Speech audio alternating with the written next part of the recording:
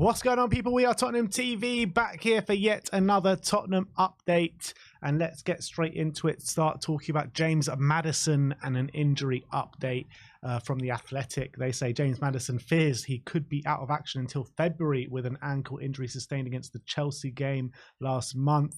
It has been initially suggested that his ankle knock may sideline him for 2 months, but Maddison has now given an interview on Amazon, I think it was, which suggests he faces a longer absence. And the quote was, "This is probably my longest injury I've had. 3 months. I've never really gone past that, so it's frustrating." But is that really anything new that we didn't know? I guess if it's overall 3 months, then no. If it's 3 months from now, potentially, yeah. Was that so December, January, February? Depends if it's the end of February, beginning of February.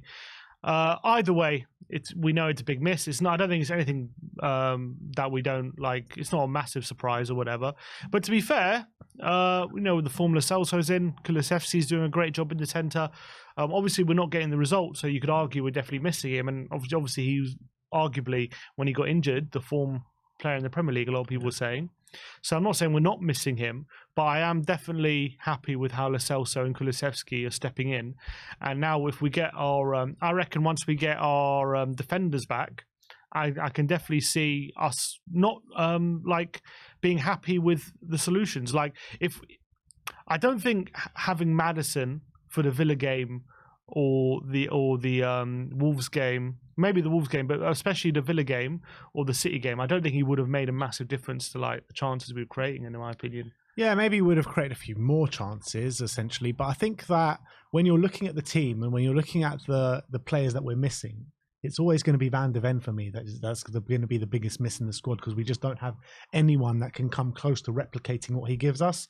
Whereas Giovanni Lo Celso can replicate to some way what Maddison can do. Yeah, exactly. I don't think having Maddison against Villa means we win that game necessarily, but I think Van de Ven definitely does. So obviously we're missing him, but I'm not. I don't think maybe we're not missing him as much as we thought we would. I don't know. Yeah, because Giovanni, as much as he had a pre-season, he came in that Carabao Cup game and we just thought, oh, he's reverted back to tight business as usual. But then he's come in these last 2 games and I think he's surprised a lot of fans, hasn't he? 100%. I'm delighted with him. Let's talk about Ryan Sessegnon now, as Alistair Gold says that Ryan Sessegnon is edging towards the latter stages of his rehabilitation. The 23-year-old could return to group training within a couple of weeks, but the club will continue to be ultra cautious with him to ensure there is no chance of any setback. And it's actually mad to think, since he got injured, Bentancur has done his ACL, come back, got a mad ankle injury and out for another 3 months, and still Ryan Sessegnon's not back. Yeah. It's a massive shame, obviously. He's been out for so long. But I'm glad that they're taking precautions in terms of making sure he doesn't have a setback, because he's had so many setbacks this year. Every time he comes back, he has a setback. I even think a few months ago he had another setback, because they said he was nearing return, and then all of a sudden he was out for another few months. So I reckon he probably had another setback even then. Even when he does come back, we'll have to wait and see where Ange thinks he's going to play. I think if I was to guess where I think his best position is, it would probably be out on that left-hand side on the wing. I don't see him being a natural fit for that inverted fullback place, because I just think you have to be a very good technical player to play that role. And I think Udogie and Porro have that side to their game. Sessegnon might do. I just don't think he's ever shown it for Tottenham, that's for sure. So if I'm predicting, I think he'll probably be a left winger.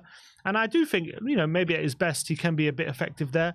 But it will remain to be seen whether he even plays this season, because he has to come back and then he's got to earn a spot. Yeah. Look, if we carry it looks like Richarlison's on his way back, so that'll put him even further down the pecking order. But let's say if it was just a straight shootout between him and Brian Hill, who do you think wins that to get Kane? Still Hill, because I still think Sessegnon might be a bit stronger than him, maybe even a bit quicker than him. But if I've got someone crossing the ball in, would I rather be Sessegnon and Hill? Or if I'm giving the ball to someone, would I rather be giving it to Sessegnon and Hill? I think still Brian Hill. Let's be real about it, though. If these injuries didn't set him back in the summer, he wouldn't be here anymore. That's the honest truth about it. Yeah, because the only reason he didn't get his move is because people didn't want to pay for an injured player. Yeah, exactly. So let's talk about Tanguy Ndombele now. The same kind of report that we have reported before, but it's doing the rounds again, as Turkish publication Milliyet said that Galatasaray are hoping to send Ndombele back to Tottenham in January and have definitely ruled out signing him on a permanent basis. The technical staff have a negative opinion on the loanee, and the club have tasked them with finding replacements. So it's a weird one, because after all these reports that we're hearing, he actually started that Champions League game against Man United. Yeah, and he got taken off. They were 3-1 down when he got taken off. They ended up getting it back to 3-3, and maybe they're probably regretting starting. I mean, to be fair, that was when United were looking really good, when they were overrunning Galatasaray. Maybe that was the reason, because maybe he was starting. He was very poor, to be fair. Yeah, he didn't. Yeah, I was watching that game. He was not very good at all. And it's a shame. Look, we've already said it so many times, how he's wasted his career. We know what talent he has, but even out in Turkey, in Galatasaray, he can't even get in their team and try hard enough in the Turkish league, where where if he knuckles down, he could dominate that league easy. But he can't even do that. So his career is just wasting away, unfortunately. That's the reality. If he comes back to Spurs, I don't see him being involved in the squad. I don't know. The problem is, I don't know what happens, because I don't know if he gets another loan move off the back of that. Like, who takes another chance at him? Because I don't know how much they're paying in wages. If I remember right, it wasn't even that much. But is it going to be worth anyone's time, where if he's gone to Galatasaray and he's not even starting every week, who's going to take him? Yeah, to be fair to Galatasaray, though, if you go out on loan on Turkey, the narrative will be like, oh, you're going to go and play in a terrible team and blah, blah, blah. But he's actually going, and Galatasaray's got some top players there, don't they? He's sharing a squad with literally, Hakim Ziyech, Icardi. There are so many top players there. And you would think, like, if he gets into that team and shows his skill, they could work really well together and it would look really good. But it's just the same old story with Tanguy Ndombele over and over again. And it looks as though he will be coming back to Spurs. I don't know if Daniel Levy will let him come back in January. It'll probably be another summer job if Spurs can't look to get him out the door again. But that means he'll go into his last year of his contract and pretty much, we'll probably let him go for free in the summer. I can't see any other way at this point. Yeah.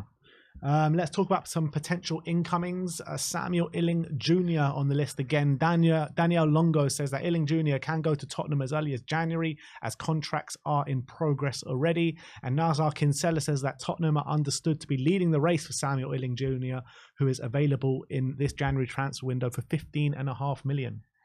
Yeah, and I think that's obviously a decent price if for a potential winger who could come in and improve the squad. I wonder, obviously he's 20 years of age, so he's not like a teenager, but he's not old. I wonder what we feel like his role is coming in. Is he coming in competing for a first team spot straight away?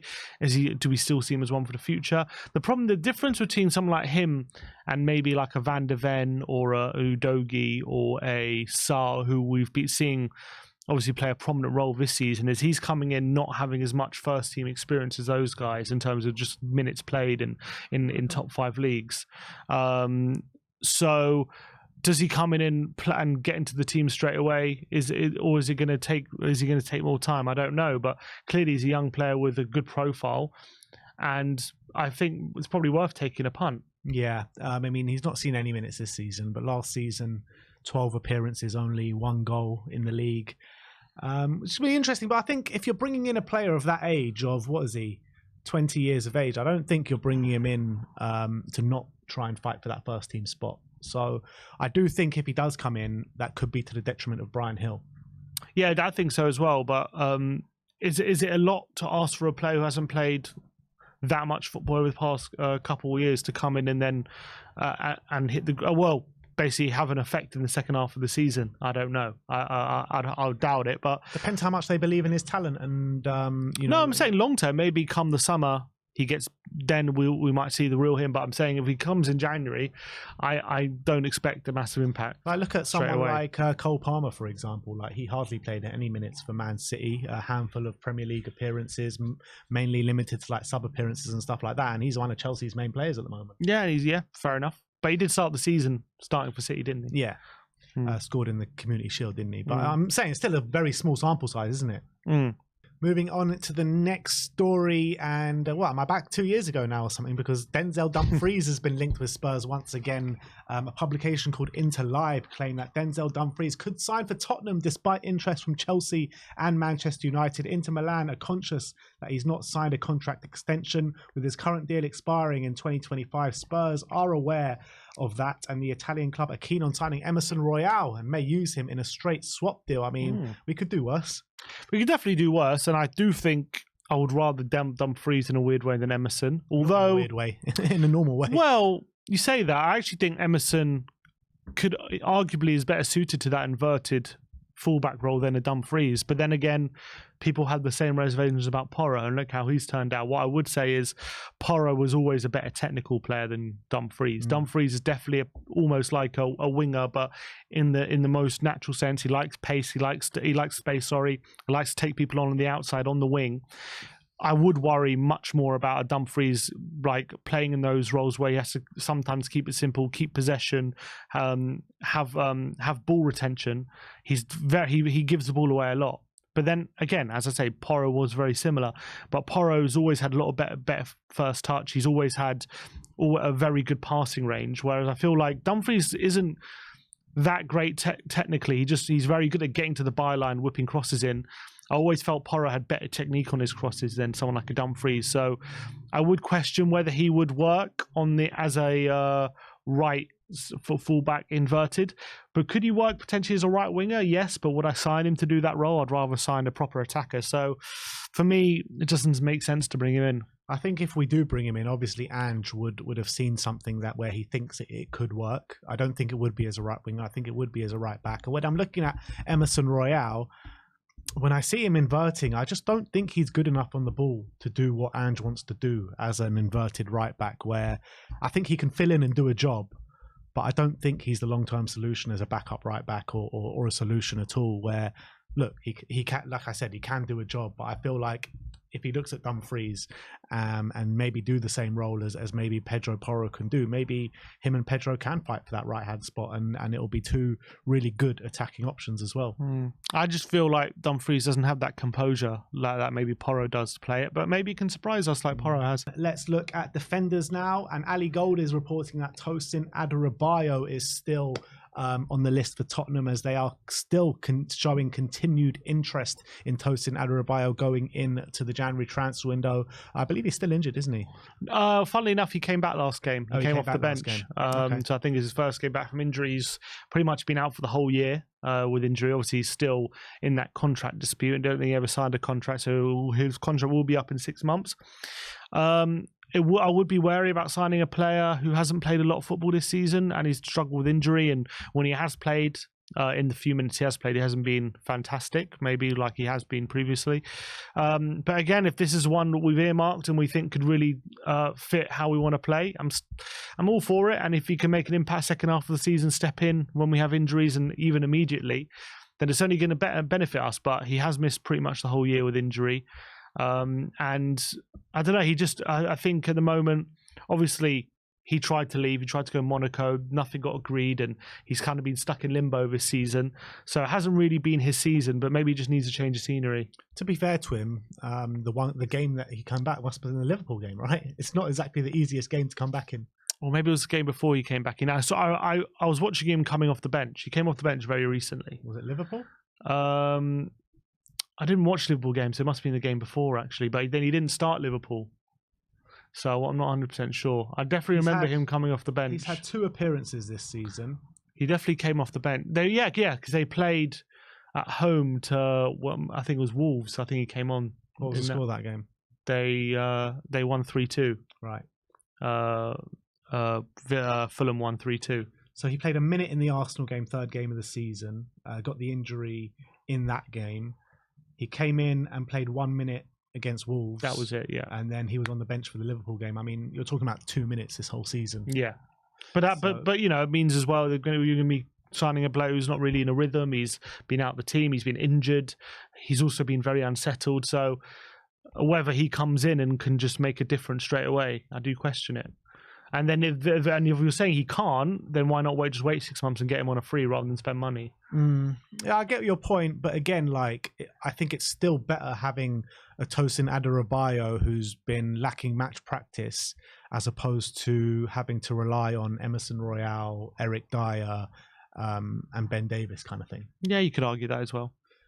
I'm just saying, if I'm going to spend money, I'd probably rather spend money on someone who's ready to come in now. If Tosin if he's going to cost money, I might as well wait 6 months. Some other defensive targets Spurs are looking at. Nazar Kinsella says a left-sided centre-back like Todibo, Mark Guehi and Lloyd Kelly are also at the top of the list for the agenda at Hotspur Way at the moment. I mean, Mark Guehi, I think we can just rule that one out straight off the bat. I mean, he's going to cost so much money. Young English centre-back coming through at Crystal Palace. Top player, but I just feel like he's just going to cost way too much money. Todibo is an interesting one. I think he's probably an unbelievable defender, but again, how much money is he going to cost? And are Spurs really going to push the boat out with Mickey van de Ven returning and Coutinho Romero there as well? Which leaves us, again, same in the summer, Lloyd Kelly and Tosin Adarabioyo. Yeah, but Kelly, again, is injured. And so why sign an injured player now? That doesn't make any sense to me. If he's still injured in January, we don't know. I think he's got I don't think it's very long term, but I know he's out for at least a few weeks. So I don't know. I don't know when he's going to be back, but he is injured. So whether that puts paid to a deal for him as well. For me, I just think if we're going to sign a centre back in January, and it's going to be someone who we really believe in, I think spend the money. Go big. Why not? Because we should be in Europe next season. They provide good cover and they can provide competition. And you signing a player you really believe in. I'd rather do that than try and save money by signing injured players or players who haven't been playing. And I don't know. I feel like we'd only be going for Tosin or Kelly because they're less. But then again, to be fair, we've done well with Vicario, Van de Ven, who you could argue were the cheaper options, but they've turned out very, very well. So I just think, for me, if it was up to me, I'll go for a Todibo. Just go big, spend big money, have someone who can make a real difference, come in straight away as well. But also understand that it would be hard to convince them maybe in January to come, because will the game time be limited? Potentially, but again, you have to realise if they're coming in, they're probably going to come straight in because Van de Ven's injured, and so they would probably have a run of games at least straight away to earn their place. And I don't think there's any guarantee if they play really well that Van de Ven just automatically comes straight back in. So that's why I would sign a big option like a Todibo if I could. I don't disagree. I think everyone watching this would agree with you. You know, go all out, go and get Todibo. But we know who we support. We know the way this club is run, and without the guarantees of Europe next season, I just can't see a world where this January we push the boat out and spend 40, 50, 60 million pound on a centre back. I agree, but I just don't see the point in spending money on a Tosin or a Kelly who have been out. I mean, Kelly's currently injured. Tosin's been out injured all season, and no guarantee he comes in and just starts playing well. Maybe it's going to take him a while to get into his rhythm and stuff. So you might as well, in my opinion, I'm saying even for the benefit of the team straight away, sign a big player. But yeah, I find it hard to believe Spurs will go big, but you never know. Maybe there's already these rumours coming out saying from David Ornstein and all that, Spurs don't have that much money to spend this January and all that. I just don't buy it. I don't buy it. We have money, and we could always do a deal with a loan with an obligation to buy, or loan with a obligation. You can always, like we do with Porro, 40 million, but we signed him in the summer. Why can't we do something like that? We can. Yeah, I mean, I'd really hope that we can do something like that, and bringing in someone like a Todibo, a Tapsoba would make us so much better, and strength in depth would just be insane. But I know Tottenham too well, and I know they won't do that. That's just the facts. Yeah. Let's talk about a new player to the list. Gazzetto dello Sport are claiming that Tottenham are keen on signing Mattias Sula. Juventus technical director Cristiano Guintoli has travelled to London in an attempt to make a deal. The club want over 20 million euros for the attacker. Calcio Mercato claim that Tottenham have been keeping an eye on Juventus-owned Frosinone winger Matthias Süle. Yeah, and I was looking into him a few weeks ago because I saw some other clubs were linked with him. Wasn't Tottenham actually, but I was just looking into him. He's having a great season at the moment. 19 years of age, playing very well for I can't even remember the Italian team. Yeah, one of the they're obviously like battling relegation, but like he's like doing really well. And he's a real tricky, very speedy winger. The only question mark is would he be? He's got quite a few goal contributions this season. The only question mark is physically. If I look at Illing Jr., I look at him like Illing Jr. seems to be more built. He seems to be more ready for the Premier League than him. But he's obviously playing more right now, and he's like adapting to top level football and getting a lot more minutes right now at that level. So would he be more ready to step in straight away? Obviously, he's a left footer, likes to play on the right hand side. He's very quick. He's got a really great left foot as well. Really good close control when he's dribbling. He looks like a real talent. Looks like someone who's going to be a very good. So maybe we could be, if we get him now, we could be like kind of getting him before he explodes. It could be a very smart piece of business. But the only question mark is, does he have the physicality for the Premier League? That's what Ange has to, and the scouting team have to make their judgments on. And is he a player that we're kind of really need and really want to prioritise in January? I mean, for me, I'm looking at more of the left side more than the right side, because the right side, you know, we're okay with Brennan Johnson, Kulusevski. I know he has been moved to the midfield at the moment, but once Maddison and players start to come back, you do expect maybe Kulusevski would go back as the first option on that right-hand side, as much as I think he is better in the middle. Are we going to be targeting a right winger this January? Probably not, but maybe we see him as someone who can be versatile. Maybe we see him as someone who can play on the left as well. It's weird nowadays. Like, you just don't see wingers on their strong foot on each side anymore. So you usually see a right footer on the left and a left footer on the right. That's just how wingers are nowadays. Whereas 15 years ago it was the opposite. You had people like Aaron Lennon and Gareth Bale who were like to be on their other stronger side. But I think that's what. And in a weird way, I think Ange wants that. He wants their wingers to stay like old-fashioned wingers in a way. So maybe he can retrain and play back on the left. Fair point. But that is your Tottenham update for today. Let me know your thoughts regarding all the news topics we spoke about today. Like, subscribe and comment. And as always, come on you Spurs.